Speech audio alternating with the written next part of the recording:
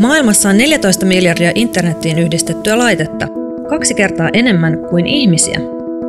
Maailman elinkeinoelämälle tämä on 30 000 miljardin euron mahdollisuus.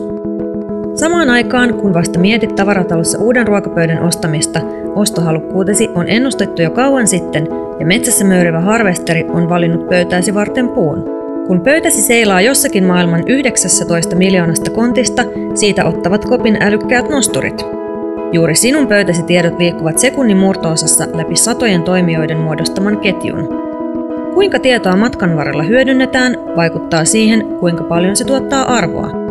IT-osaamisen huippumaana Suomella on ainutlaatuinen tilaisuus viedä tämä arvo uudelle tasolle. Digimurros helpottaa paitsi kuluttajan, myös työntekijän arkea kaikilla tasoilla. Hitsari voi tallettaa työprosessin jokaisen vaiheen tarkasti.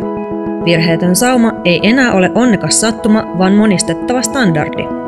Millaiset toimintamallit, organisaatiot ja strategiat menestyvät digimurroksen aikakaudella? Kuinka tulevaisuuden järjestelmät suunnitellaan siten, että ne keräävät ja hyödyntävät muiden tuottamaa dataa?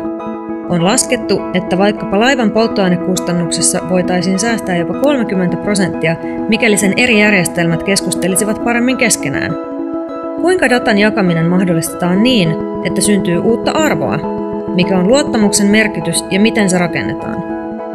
Tarvitaan uutta osaamista, uusia hyviä käytäntöjä ja sopimusmalleja, joita voidaan monistaa. Siis uudet pelisäännöt uudenlaiselle pelikentälle. Suomelle digimurros on valtava mahdollisuus synnyttää uudenlaisia tuotteita, palveluita, yrityksiä ja kokonaisia toimialoja. Tehdään yhdessä kasvusta totta.